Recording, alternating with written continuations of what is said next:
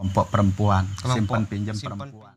Halo guys, kembali lagi di channel YouTube kami, Yayasan Insan Cita Selapara, yang selalu menayangkan konten edukasi seperti Inspiring Talk, potret pemuda galau yang akan menambah wawasan Anda.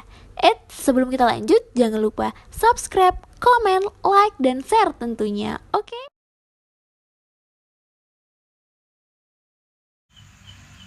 Assalamualaikum warahmatullahi wabarakatuh. Waalaikumsalam warahmatullahi wabarakatuh. Hello bro, kembali lagi bersama saya Bang Cuing di acara Inspiring Talk, sebuah obrolan yang penuh inspiratif. Saat ini pada malam hari ini saya ditemani oleh Bung Sadli, nama lengkap beliau Muhammad Sadli. Beliau ini adalah insan pemberdayaan yang kemudian menjelma menjadi seorang manajemen dan pebisnis. Anda mungkin pernah mendengar program unggulan yang diluncurkan oleh pemerintah SBY. Jadi program unggulan yang pernah diluncurkan oleh pemerintahan SBY yaitu PNPMMP. PNPMMP ini adalah program nasional pemberdayaan masyarakat untuk mandiri perdesaan. Program PNPMMP ini ada dua kegiatan, ada kegiatan infrastruktur dan kegiatan simpan pinjam perempuan. Nah, tidak banyak kemudian kecamatan atau desa yang bisa eksis menjalankan program ini pasca PNPMMP. Tetapi kalau pada masa pelaksanaan proyeknya hampir semua wilayah, semua desa yang mendapatkan program PNPMMP ini geliat ekonominya, geliat infrastrukturnya cukup bagus. Hampir di desa-desa kita tidak temukan jalanan berlubang, gang-gang di beton, akan program PNPMMP ini untuk dari sisi infrastruktur. Untuk kegiatan ekonominya yaitu melibatkan ibu-ibu, kelompok perempuan, yaitu program simpan pinjam perempuan. Tidak boleh ada anggotanya laki-laki, semuanya perempuan. Dan itu dikelola, program ini dikelola oleh unit pengelola keuangan yang bermarkas di kecamatan. Nah, pada malam hari ini saya mengundang salah satu pelaku dari PNPMMP yang masih eksis sampai saat sekarang ini, menjaga dan mengelola aset PNPM yang dalam bentuk bantuan hibah, bantuan sosial berupa simpan pinjam perempuan yang terus bergulir sampai hari ini. Nah, Bung Sadli ini adalah manajer UPK, unit pengelola keuangan Kecamatan Montong Gading. Akan tetapi kemudian dalam perjalanannya, kemudian pasca program terus mengeksiskan lembaga ini sampai berhasil sekarang ini mendirikan UPK MAT dan menjadi contoh bagi UPK-UPK seluruh Indonesia. Banyak yang datang studi banding, tidak, kalau berbicara NTB sudah tidak diragukan lagi, beliau ini adalah ketua UPK NTB. Dan semua UPK yang ada di NTB ini datang belajar untuk bagaimana sih mengelola UPK MAT. Bahkan dari daerah-daerah lain datang studi banding untuk bagaimana pengelolaan UPK, unit pengelolaan keuangan pasca PNPM, dan kemudian menjelma menjadi UPK MAT. Nah, saat ini kita akan berbincang-bincang bagaimana latar belakang Bung Sadli ini. Dia mulai aktif di PNPM seperti apa, kemudian bagaimana pengelolaan UPK ini, dan sampai kemudian eksis sekarang dengan omset yang saya kira cukup besar. Aset yang dikelola pertama ditinggalkan oleh PNPM MP setelah dibubarkan program ini, yaitu 2 miliar, sekarang sudah berkembang menjadi 5,5 miliar dan berhasil mendirikan UPK MAT dengan omset lebih dari 20 juta per bulan. Dan ini saya kira sebuah prestasi yang luar biasa dalam rangka menjaga dan merawat program pemerintah. Saya kira harus kita apresiasi aktivitas-aktivitas semacam ini. Nah, kita merindukan program-program yang semacam ini yang masih bisa berlanjut dikelola oleh masyarakat. Jadi aset ini tidak berhenti begitu selesai bantuan, kemudian bantuan hilang, bantuan habis, tetapi kemudian Saudara Sadli ini dengan kawan-kawan di UPK masih mampu eksis merawat dan menjaga aset pemerintah yang sudah diberikan secara langsung kepada masyarakat miskin melalui program hibah simpan pinjam perempuan. Baik, Bung Sadli, saya terlalu banyak pengantar jadinya ya. Baik, Selamat baik. malam, Selamat Bung malam. Sadli. Bagaimana kabarnya? Sehat? Alhamdulillah sehat. Saya dengar Asosiasi UPK seluruh Indonesia, bahkan salah satu wakil ketua di UPK nasional, Kepala bidang. kepala bidang ya, salah satu kepala bidang ya di UPK nasional. Nah, jadi saya kira tidak salah kalau kita mengundang beliau ini pada malam hari ini untuk bincang-bincang rahasia suksesnya, kemudian bagaimana dia mengelola aset dan bantuan pemerintah ini. Karena kalau tidak karena integritas, kemudian semangat mereka, tidak mungkin kemudian sebenarnya bantuan cuma-cuma oleh pemerintah kepada masyarakat, tetapi mereka punya untuk menjaga bantuan pemerintah ini. Karena kalau tidak karena integritas, kemudian semangat mereka, tidak mungkin kemudian sebenarnya bantuan cuma-cuma oleh pemerintah kepada masyarakat, tetapi mereka punya untuk menjaga aset ini supaya dia tetap bergulir. Nah, walaupun kemudian di masa saya jadi ketua umum HMI cabang, saya jadi ketua umum, beliau menjadi ketua bidang saya, tetapi kalau masalah isi kantong beliau lebih besar dan badan juga lebih besar. Termasuk dalam menggait perempuan juga beliau lebih hebat daripada saya. Bisa nikung dari belakang. Baik. Ya, pendidikannya Baik, terkait dengan latar pendidikan, kebetulan saya juga alumni UGR, jurusan perikanan. Jadi saat ini sebenarnya apa yang saya geluti pada hari ini adalah tidak nyambung kalau dari segi keilmuan. Karena di perikanan itu, apalagi di sana kan jurusannya PSP. Itu penangkapan ya, jadi berkaitan dengan lebih ke perikanan laut lah. Ya. Tapi pernah juga saya geluti di bidang itu dulu dari tahun 2006 sampai 2011an saya pernah budidaya kerapu sama lobster di bagian Ekas. Tapi tidak berhasil. Boleh kita bilang kalau dari segi produksi kita berhasil. Ya. Cuma kan kewalahan kita di pemasaran. Oh, di pemasaran. Di pemasaran. Jadi waktu itu kebetulan saya sebagai manajernya juga di koperasi itu yang bergelut di bidang budidaya kerapu. Koperasi itu masih sampai sekarang? Personilnya masih.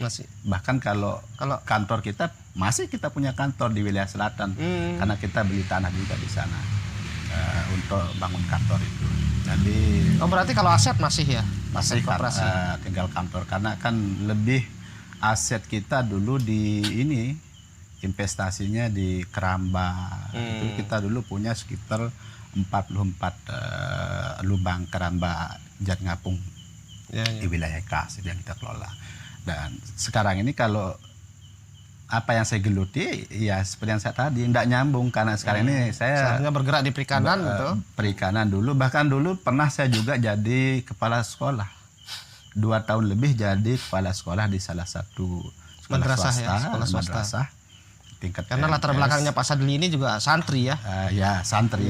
Santri hanya dipercaya menjadi kepala sekolah di salah satu madrasah, tapi karena saya sadar diri, karena saya gelar atau basic saya orang perikanan, kemudian menduduki jabatan kepala sekolah, sedangkan teman-teman yang lain juga banyak yang sarjana pendidikan Islam, pendidikan gitu ya, bukan sarjana pendidikan. Dengan kesadaran pribadi saya minta untuk mengundurkan diri, dan kebetulan juga saya lagi aktif di kegiatan pemberdayaan yang tadi yang di Ekas itu.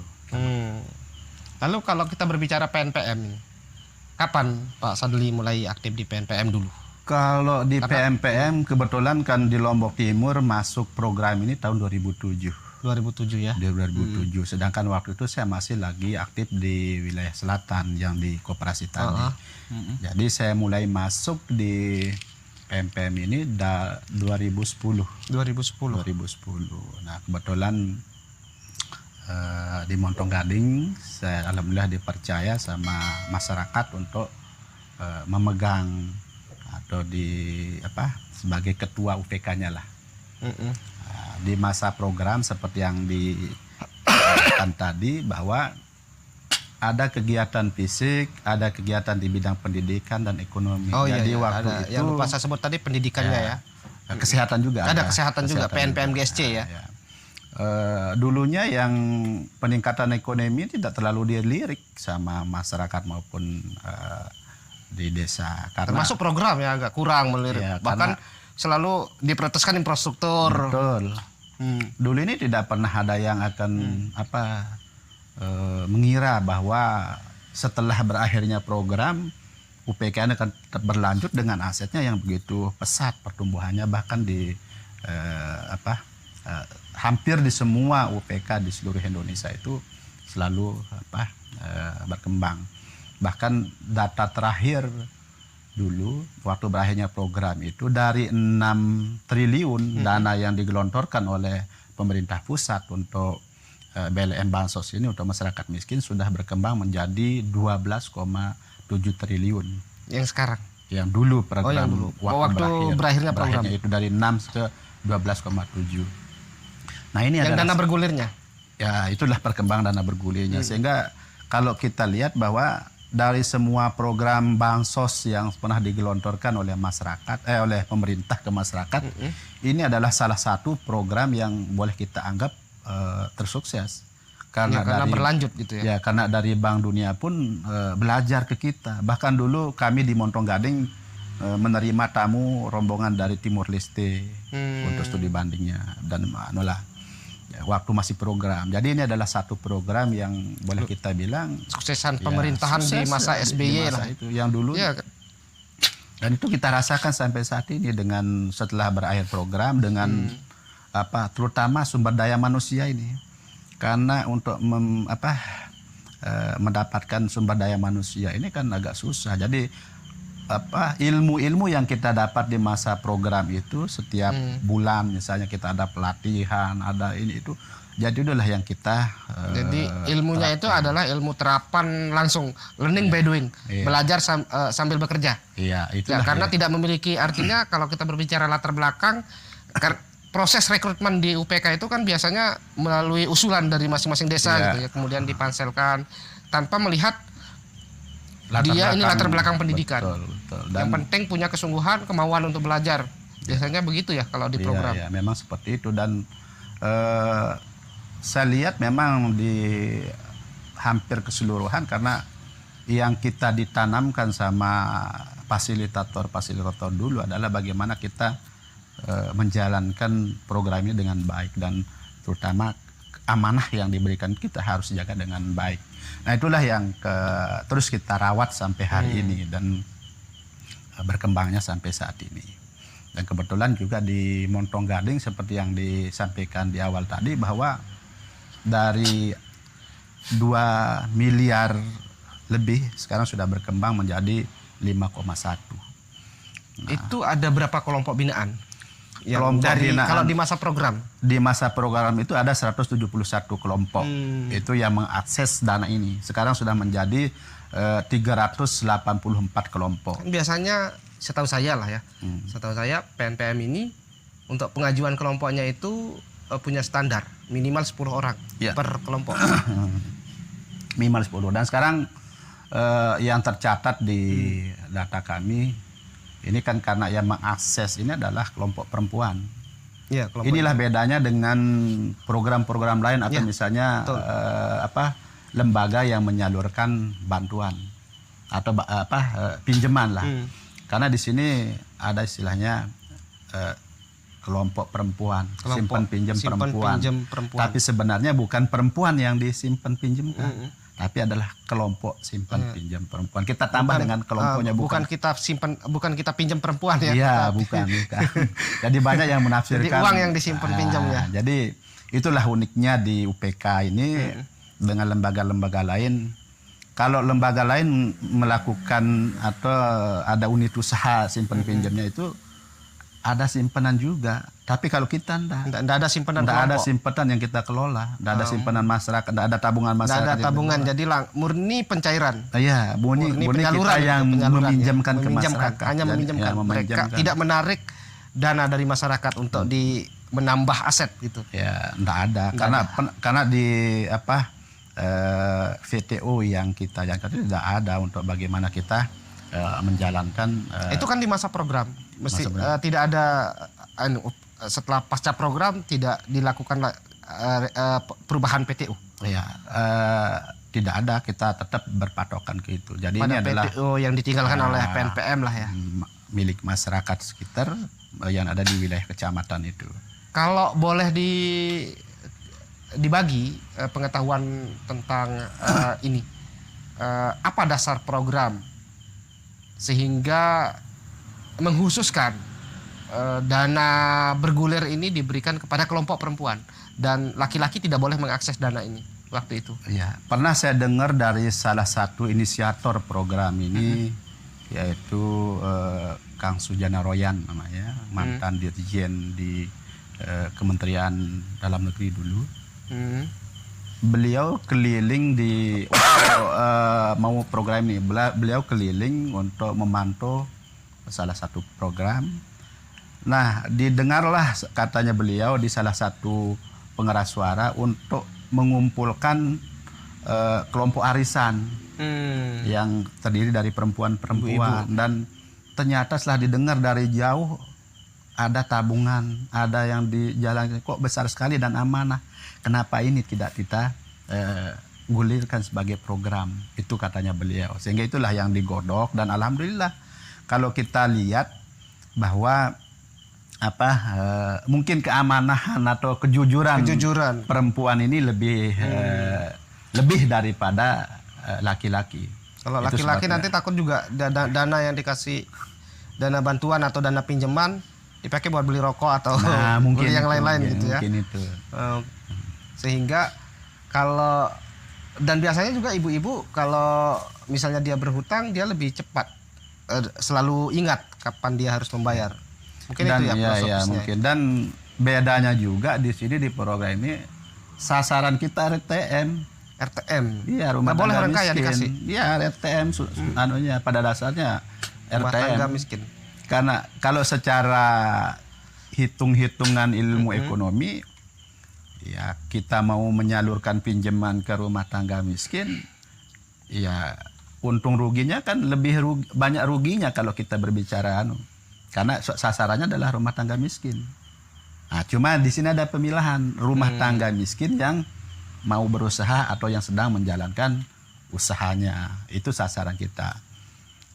Tahun berapa program PNPM MP ini berakhir? Tahun 2014. Tahun 2014 tahun ya. 2014 masa transisi pemerintahan gitu. Dan alhamdulillah juga kemudian peralihan ke Jokowi. Di tahun 2011 itu juga langsung kita pengadaan tanah sekitar 5 are dan langsung bangun kantor. Alhamdulillah sekarang sudah kita kantornya punya kantor permanen punya sendiri. Alhamdulillah. Kemudian punya UPK Mat ya. Alhamdulillah sekarang di akhir 2020 kemarin kita berpikir untuk pengembangan UPK ini supaya tidak monoton di simpan pinjam kelompok perempuan. Jadi kita coba ada 2 sebenarnya yang jadi pemikiran kami di sana. Pertama, bagaimana kecukupan daripada kebutuhan masyarakat kita, karena selama ini kan kita lihat retail modern itu berjamuran bahkan di pelosok-pelosok itu.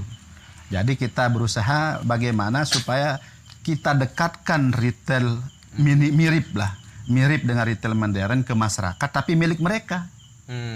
Itu konsep kita. Jadi kita ilmunya kita coba ambil, walaupun tidak semua yang ada di retail modern itu, tapi itu yang kita jalankan di masyarakat. Karena kita seperti yang tadi, supaya mereka berbelanja untuk mereka lagi. Kenapa? Karena 15% dari keuntungan yang kita dapat di UPK itu baik di kegiatan simpan pinjam maupun di UPK Mat ini kita kembalikan ke masyarakat. 15% loh, tidak sembarangan. Kalau kita lihat mana ada lembaga lagi yang berani menyalurkan 15% dari keuntungannya untuk masyarakat. Oke, sebelum kita lebih jauh menggali tentang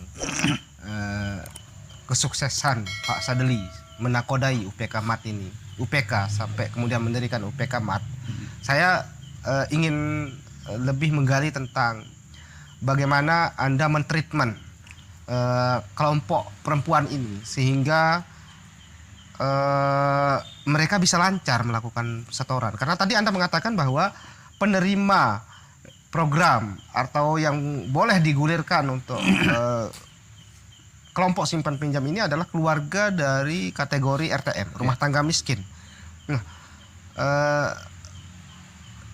dalam tanda kutip, mestinya kalau orang dia diberi ini ada embel-embel program pemerintah, biasanya itu sulit untuk dia kembalikan dananya. Nah, tetapi bagaimana Anda mentreatment sehingga ini bisa berlanjut, kemudian dia lancar melakukan setoran.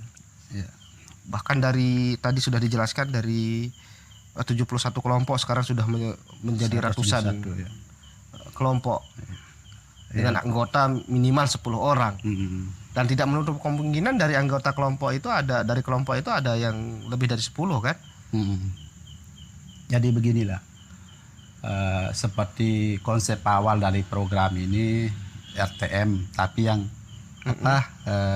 ada usaha atau yang mau berusaha. Jadi itu awalnya dulu kita ada pelatihan dan pembinaan semasa program. Jadi kita bina. Kemudian inilah salah satu mungkin pencetus dari program ini dengan berkelompok ini. Jadi di sana ada istilahnya tanggung renteng ya. Tabungan tanggung renteng itu sekitar 10% dari pinjamannya. Jadi ketika misalnya di satu kelompok itu ada 10 orang yang melakukan pinjaman di UPK, jadi 10% itu harus dia nabung dulu di kelompoknya. Kemudian ketika ada yang macet misalnya gara-gara ada sakit atau bisa diambilkan dari tabungannya itu untuk setorannya di bulan berikutnya. Ini kan mereka tidak punya agunan, apa cukup dengan pernyataan tanggung renteng tadi itu selama yang pernah dilakukan? Ya, itulah kekuatan berkelompok itu, khususnya mungkin di perempuan ini. Kalau laki-laki mungkin agak susah ya juga, diajak, walaupun dia ada tanggung renteng ya, hitam di atas putih itu, tapi kalau bahkan sertifikat juga. Iya, bahkan sertifikat dan yang lain pun bisa macet juga seperti yang lain. Tapi itulah harunya, karena ini adalah milik mereka. Lalu kita tanamkan bahwa ini adalah milik mereka dan kembalinya ke mereka. Kalau misalnya ada upaya, ada kelompok yang tidak lancar, apa langkah-langkah yang dilakukan? Ya, karena UPK kita ini lembaga pemberdayaan ya. Lembaga pemberdayaan, jadi tidak pernah kita paksakan untuk kelompok itu untuk melakukan misalnya harus bulan ini, harus tanggal ini, tidak. Tapi tetap kita ingatkan bahwa masa setelahnya sudah jatuh tempo. Tapi tidak ada langkah yang sifatnya harus, kalau kita lihat salah satu BUMN yang hari ini yang sedang berjalan di mungkin semua dusun, kalau dia tidak dapat setoran, mereka nggak pulang-pulang. Bahkan sampai di rumah sampai ceritanya dia bawa gas macam lah, beras masyarakat. Nah, itu yang kita sangat-sangat sayangkan hal seperti itu. Karena kita ini adalah roh pemberdayaan, bagaimana memberikan kesadaran kepada kelompok-kelompok kita. Dan karena dari awal ini adalah kelompok yang sudah menjadi binaan kita, alhamdulillah bisa kita dan terus bergulir sampai hari ini. Iya, tetap bergulir. Kalau setahu saya dulu di program itu Karena saya pernah juga ya jadi TPK ya, jadi tim pengelola kegiatannya di tingkat desa. Kalau Pak Sadeli ini kan di tingkat kecamatan. Kalau saya pernah jadi pelaku di PNPM itu di tingkat desa. Jadi TPK-nya tim pengelola keuangan tingkat desa. Minimal penerimaan untuk anggota kelompok ini kan 1 juta. Dengan rate atau bunga 2% ya. 1,5. 1,5 ya, betul, 1,5. Apa itu masih berlaku sampai sekarang? Alhamdulillah masih berlaku. Bahkan kalau di kita di Montong Gading khususnya ada sebuah reward yang boleh kita bilang dari awal kita sudah kasih tahu. Kalau mereka tepat dalam hal setorannya, jadi kita bebaskan jasa ke-10-nya itu. Jasa ke-10 itu tidak di store. Itulah yang kemudahan yang kita berikan ke masyarakat kita.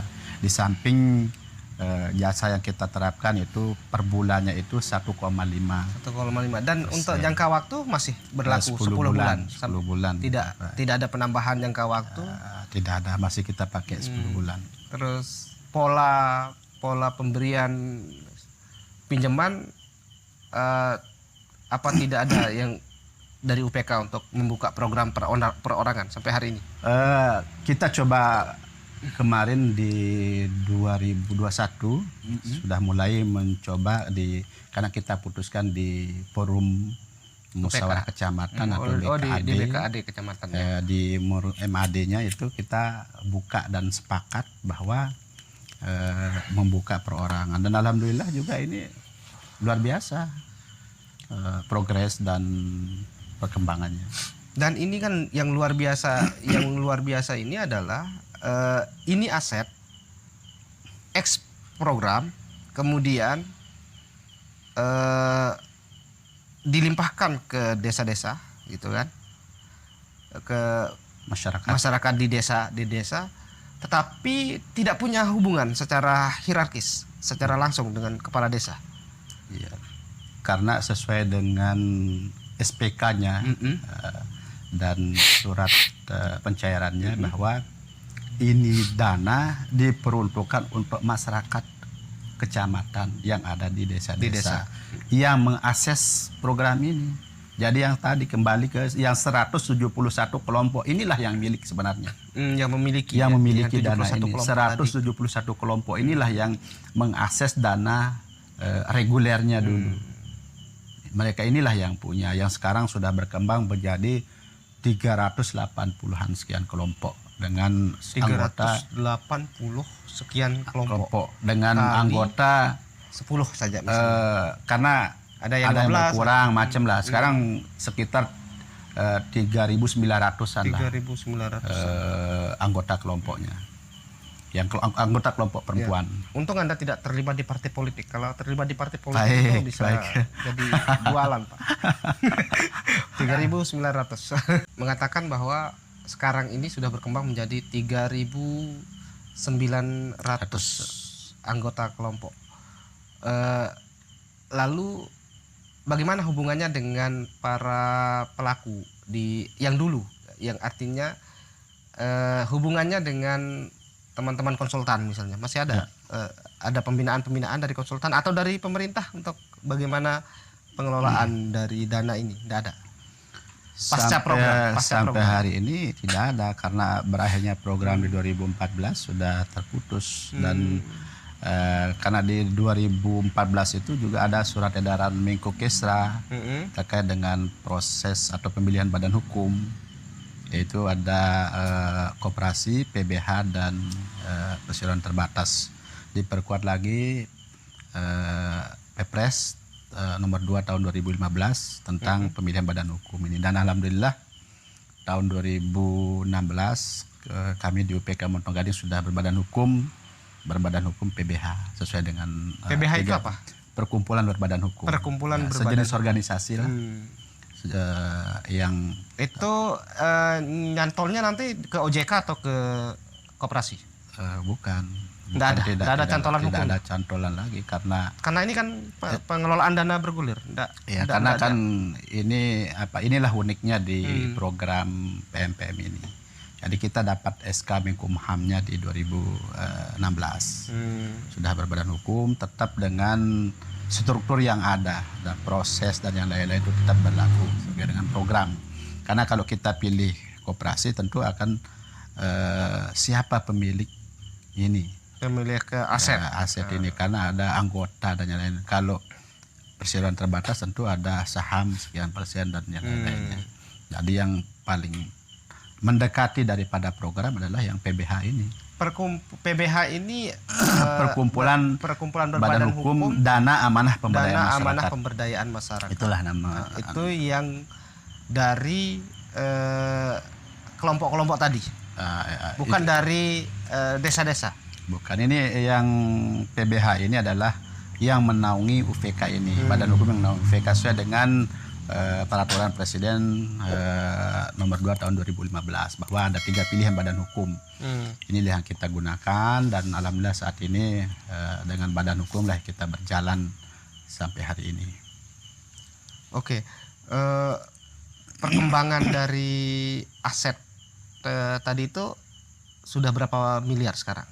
Dari 2 miliar tadi itu sempat disinggung 5 miliaran. Ya, dari 2 miliar ke 5,1 miliar. 5,1 miliar. Dan alhamdulillah seperti yang saya bilang tadi, mungkin ini adalah salah satu program bansos yang digelontorkan pemerintah yang boleh kita bilang cukup berhasil dan bertahan sampai hari ini.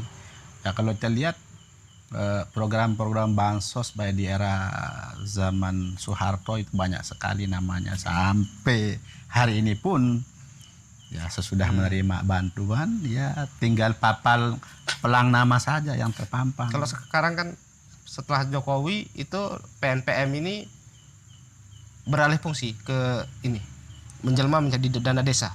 Nah, itu kebetulan di akhir program juga di masanya SBY kan disahkan terkait dengan undang-undang desa ini, sehingga bahkan di terakhir dana untuk program PNPM itu dipotong untuk mensupport dana daripada dana desa itu. Jadi banyak dulu program fisik yang terpangkas dananya untuk dialihkan ke dana desa ini. Dan sebenarnya ingin menerapkan konsep di kemandirian di PNPM itu. Kalau di Lombok Timur sendiri kecamatan mana saja yang masih eksis UPK-nya pasca PNPM? Yang masih itu ada 8 kecamatan, ada Montong Gading, Pringgebaya, Suele, Suralaga, Sukamulia, Kerwak, Jerawaru, Sakra Barat. Itu masih berjalan masih aktivitas berjalan, alhamdulillah masih berjalan. Dan untuk di NTB sekitar dari 59 sekarang tinggal 42-an lah. Kebetulan seperti yang tadi bahwa alhamdulillah saya diamanahkan sama teman-teman UPK NTB untuk jadi koordinatornya di wilayah NTB. Di wilayah NTB untuk UPK Iya, di NTB ini saja sekarang ini dari 82 miliaran aset itu sekarang sudah berkembang menjadi 140 sekian miliar. Itu kalau dihimpun pendanaannya. Ya, itu yang tercatat di saya karena kan teman-teman itu saya minta datanya setiap akhir tahun. Jadi seluruh NTB saya minta datanya. Bahkan data kelompok perempuan yang mengakses pinjaman itu adalah 16.000 sekian, kemudian anggota kelompoknya itu 170 sekian ribu orang kelompok perempuan, anggota kelompok perempuan itu ya, yang ada. kelompok perempuan ya.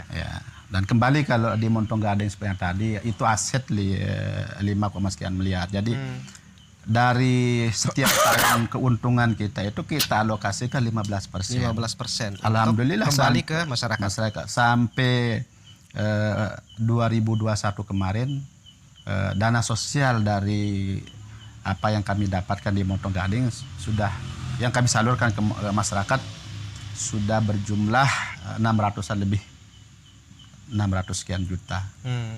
Dari sejak UPK. Dari 2014 setelah pasca PNPM lah ya, pasca PNPM sekitar 600-an dan 600 juta. Untuk besar. 2021 itu kebetulan kemarin kami mulai salurkan ada 158 paket sembako di bulan Ramadan, kemudian 250 santunan untuk anak yatim, dan 8 kWh meter untuk masyarakat miskin. Kebetulan di wilayah kami di Montong Gading ada 8 desa. Ya. Jadi kami bagi per desa itu 1 kWh. Tapi dengan kriterianya adalah yang tidak dapat PKH atau bantuan sosial lainnya. Itu yang kami cari sendiri. Kita yang di unsur PKH mencari itu, diminta data ke masyarakat, cari mana yang baru kita verifikasi. Dan insya Allah dalam waktu dekat ini kita akan mulai pasangkan kWh meter itu. Listrik. Untuk masyarakat Ya, tadi itu gratis kita berikan, tidak ada administrasi dan lain-lain. Oke, tadi kemudian apa yang menginspirasi Anda untuk membuka unit usaha baru? Setelah simpan pinjam perempuan tadi itu, kemudian Anda beralih untuk mendirikan UPK MAT. Baik. Nggak ikut-ikutan gaya Alfamart, Baik, mau baik, jadi baik. kapitalis gitu? Nah, kebetulan kan kita seperti yang tadi, yang kita bina kelompok Murni bisnis, perempuan. Kemudian mereka berusaha di dusun-dusun, di desa-desa, ada buka warung dan yang lain-lain. Jadi kita ingin fasilitasi mereka untuk berbelanja ke Untuk UPK, ngambil barangnya ke UPK gitu dan ya? kembalinya ke mereka juga. Di samping itu juga selama ini kan kalau kita berbelanja di retail modern itu kita tidak pernah berpikir berapa harganya. Yang Iya. penting kita masuk ambil saja, bayar sekian. Bayar. Padahal tujuan kita hanya mau beli Iya. komet untuk kuris semet, kumis gitu, kumis. Tahu-taunya kita beli yang lain-lain sampai 500-an kita habis. Betul. Makanya dengan konsep itu kita mulai berpikir kenapa tidak kita dekatkan masyarakat dengan retail modern, tapi dengan konsep retail Dengan modern, konsep retail tapi milik modern, mereka. milik mereka. Akhirnya itu yang kita coba. Alhamdulillah. Kalau omset sebenarnya per bulan itu sampai 180 sekian juta omset kita. Cuma kan yang 20 juta itu adalah keuntungan kotor kita per Keuntungan bulannya. kotor, keuntungannya ya. Dari matnya ya, dari mat itu. Dari mat. Alhamdulillah. Kalau Kalau yang digabungkan dengan keuangan yang bergulir ya sekitar berapa totalnya? 90-an lah lebih. per bulan. Per bulan itu keuntungan kotor yang kita dapatkan. Yang tahun kemarin luar biasa, 2021 alhamdulillah lebih 1 miliar. miliar Per bulan? keuntungan kotor 1 tahun itu. Oh, 1 tahun. 1 tahun. Lebih dari 1. Tapi karena kita banyak karyawan dan yang lain-lain. Tahun berapa Anda mulai UPK MAT ini? Kalau UPK MAT di akhir 2020 dan kebetulan diresmikan oleh Ibu Bupati. Oh, Ibu Bupati yang Ya, resmikan resmikan. kita Kenapa undang. tidak ngundang saya juga, Pak? Tidak tercatat deh. Tidak tercatat sebagai tokoh ya? Iya, Tidak diundang iya. ya? Belum tercatat. Karena belum membuat channel YouTube. Ya? Betul. Oh, betul. iya, iya. Nah, itu yang kita undang untuk meresmikan. Ternyata respon masyarakat luar biasa karena boleh dicobalah. Kalau masalah harga boleh dicobalah dengan retail Ya, modern. saya pernah beli rokok di sana, Pak. Ya. Lumayan lah. Dibandingkan dengan Ya, retail modern. Ada selisih harga. ya, Anda berani menjual di bawah itu. betul. Luar biasa saya kira. Mungkin salah satu contoh lah ini kita sebut saja ya, barang lah di Popmi misalnya ya, dengan retail modern mungkin bisa jualnya 4,5. Kita awal-awalnya di bawah 4.000, sekarang baru dia ke 4.000-an. Itu yang besar ya, belum yang Ya, ini kecil. untuk teman-teman itu jadi dalam rangka membantu mensupport usaha lokal kita karena ini murni produk masyarakat kita sendiri, maka saya sarankan Anda untuk mari kita bantu untuk membangun perekonomian masyarakat lokal ya, untuk kebutuhan sehari-hari Anda seperti sembako, mau beli beras, mau beli beras berkualitas premium yang sama di kualitasnya dengan di retail modern, maka sebaiknya Anda berbelanja di UPK MAT ya. Ya. Dan alhamdulillah juga Ibu Bupati selalu Pesan. Sosialisasi ke bahkan ketika ada rombongan atau PKH, PKK PKK. lewat di Montong Gading itu diwajibkan untuk mampir di sana untuk berbelanja.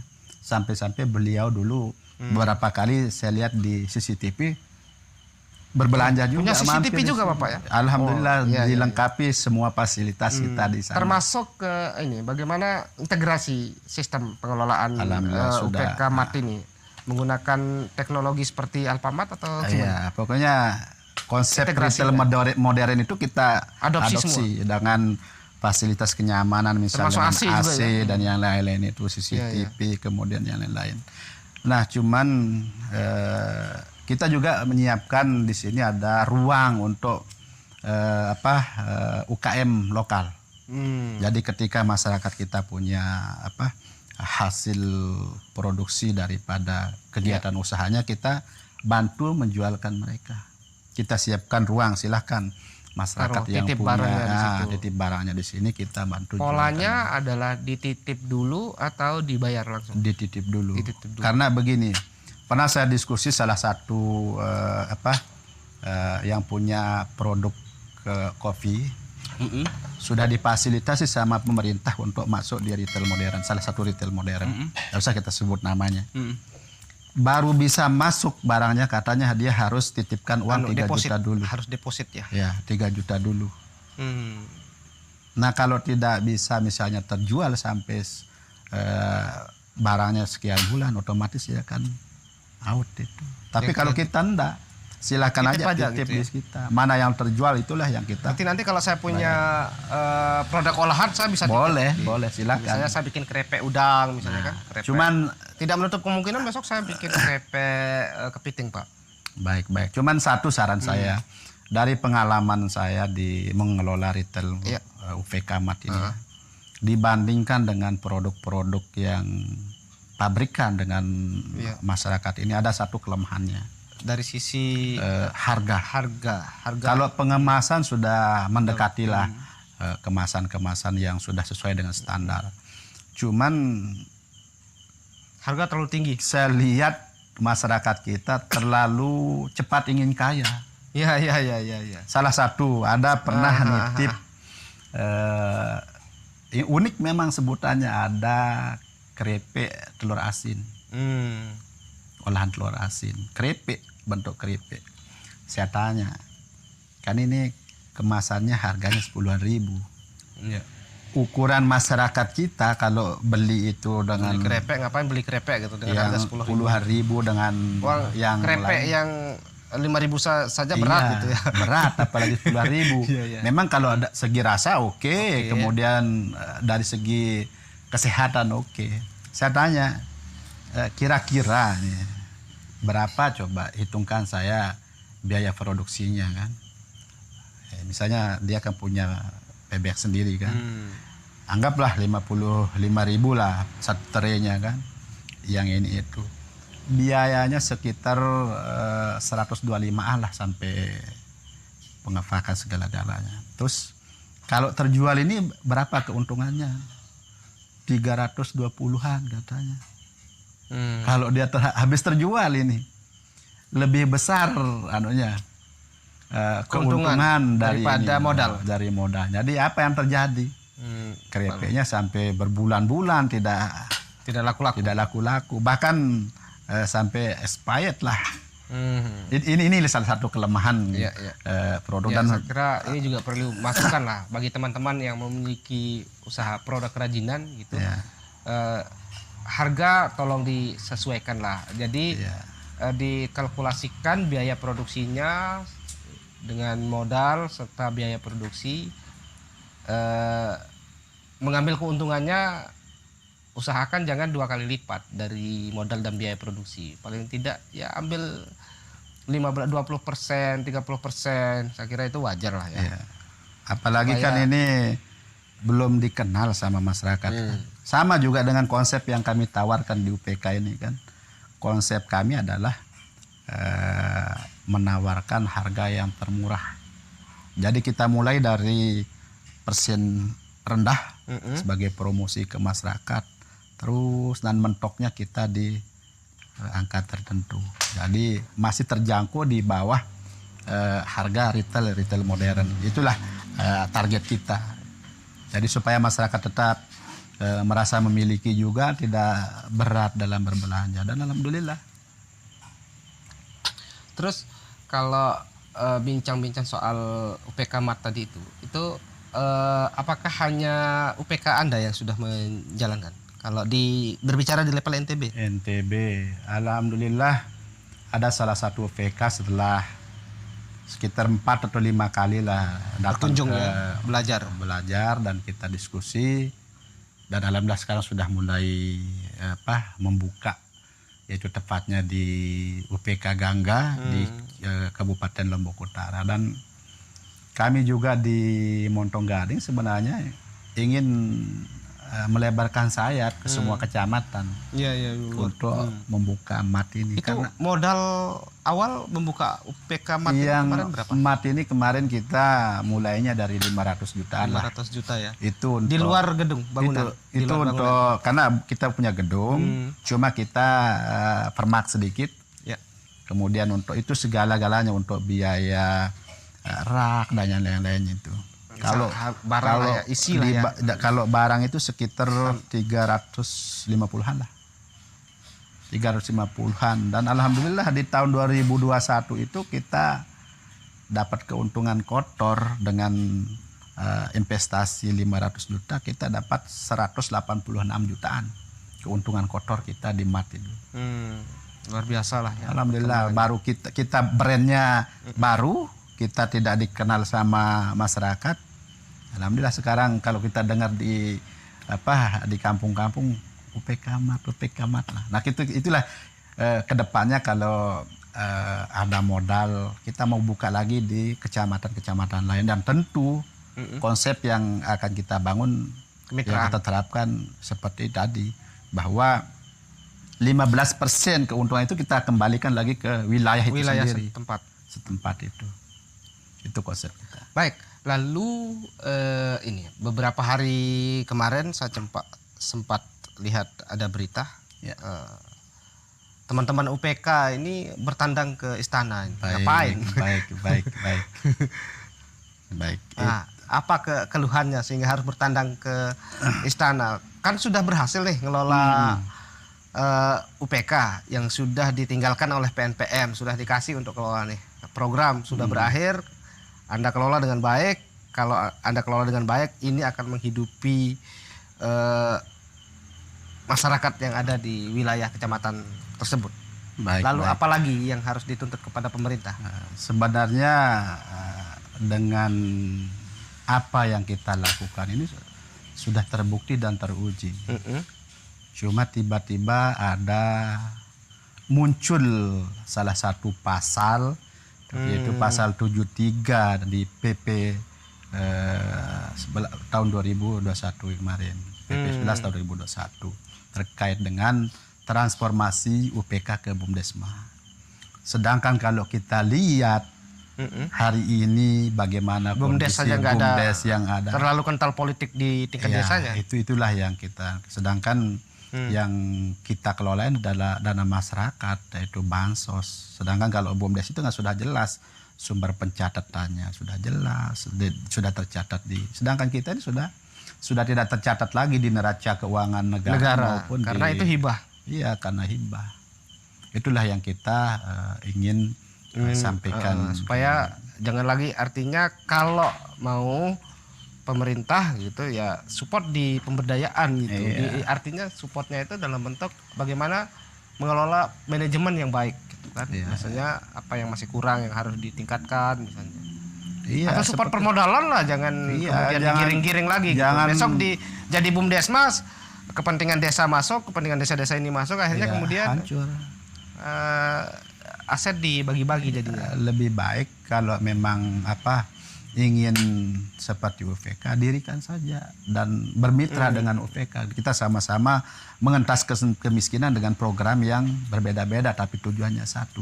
Jangan sampai yang sudah maju ini digiring ke hal-hal yang kita belum tahu bagaimana wujud daripada nama ini, kita tidak terbukti. Jangan sampai tergiring ke sana dan ya hancurlah barang ini yang milik masyarakat yang sudah lama kita kelola dengan amanah. Ya kecuali tidak berhak kecuali gagal gitu kan. Iya. Atau ada masalah gitu. Baru kemudian pemerintah intervensi gitu. Ya karena kita selama ini kan kalau kita lihat seperti tadi, mana coba tunjukkan kita ada Bumdesma yang Program pemerintah selain yang ini, program ini yang berhasil gitu ya. yang berhasil. Memang banyak kita dengar-dengar, tapi ternyata setelah kita telusuri ya begitulah. Tapi kalau kita ya wujudnya sudah jelas dan manfaatnya ke masyarakat sudah dirasakan sama masyarakat. Dari sekian tahun berakhirnya program, kalau kita tidak amanah ya selesai program ini, dana ini. Tapi alhamdulillah dengan amanah yang diberikan ke kita, alhamdulillah kita bisa pelihara dengan bagus dan sampai saat ini. Lalu respon istana bagaimana? Anda ketemu sama siapa waktu itu? Kemarin kebetulan dari KSP dan alhamdulillah juga di beberapa kali RDP Kementerian Komisi 5 dengan Kemendes, karena ini juga kan berpatokan ke katanya Kemendes kan Undang-Undang Cipta Kerja. Sedangkan Undang-Undang Cipta Kerja kan bermasalah, diperbaiki. Sedang dalam proses judicial review. Iya, kan karena dia cacat dalam prosesnya itu sehingga dikembalikan untuk diperbaiki. Kemudian ada pilihan kemarin ditegaskan sama Kemendes bahwa yang sedang proses, yang mau berproses silahkan. Yang tidak mau ya tidak masalah. Apalagi yang sudah berbadan hukum ini. Kita ini sudah berbadan hukum. Jadi kan untuk proses pengguguran badan hukum juga harus lewat pengadilan, tidak serta-merta digugurkan lewat MAD, tidak. Kan kita bernegara ada proses yang harus dilakukan untuk membubarkan badan hukum. Apalagi kita ini sudah pegang SK Menkumham terkait dengan berpatokan pada peraturan presiden tahun 2015. Walaupun ada aturan terbaru yang lebih tinggi, tapi kan waktu itu kita ikuti itu dan sudah berbadan hukum. Oke, saya kira ya mudah-mudahan lah kemudian perjuangan teman-teman ini bisa direspon baik oleh negara sehingga UPK ini tidak tergeret-geret lagi untuk menjadi walaupun misalnya hajatan pemerintah bagus, tetapi kadang-kadang kan situasi di kultur yang di daerah masing-masing itu beda-beda, sehingga kalau misalnya dari sisi perhatian pemerintah daerahnya respect bagus, ya kita syukuri. Tetapi ya kalau kemudian nanti ternyata akan menjadi bahan olahan, kita sayang program ini yang sudah jalan, kemudian masyarakat bisa menikmati, sehingga ya kita sayangkan kalau sampai itu bisa terjadi. Dan mudah-mudahan perjuangan teman-teman ini bisa berjalan dan direspon oleh negara ya. Closing statement Pak Sadeli sebagai penutup di acara kita. Baik, yang pertama apa yang kita pikirkan, apa yang kita ada di dalam pikiran kita itu belum tentu bisa kita lakukan. Saya sedikit mengambil istilah kalau dulu waktu kita pelatihan manajemen Korea Toibah itu dari salah satu pemateri kita Pak itu adalah retorika tidak seindah karya nyata. Ya memang betul. Apa yang kita pikirkan, apa yang kita diskusikan belum tentu kita mampu laksanakan. Kemudian yang kedua, bagi adik-adik atau siapapun yang menonton video ini, ya jangan pernah merasa diri rendah hati. Misalnya di dunia pendidikan tidak sesuai dengan jenjang pendidikan yang kita tempuh, kemudian di kemudian hari beda yang kita geluti. Jadi kita tetap optimis saja, walaupun kita tidak berprestasi di dunia pendidikan, ya geluti saja, ikuti saja alur ijazah kan kita hanya untuk menunjukkan bahwa kita pernah sekolah. Iya. Belum tentu katanya Rocky Gerung itu menunjukkan bahwa Anda pernah berpikir. Ya, karena beginilah, ada sebuah anekdot ya.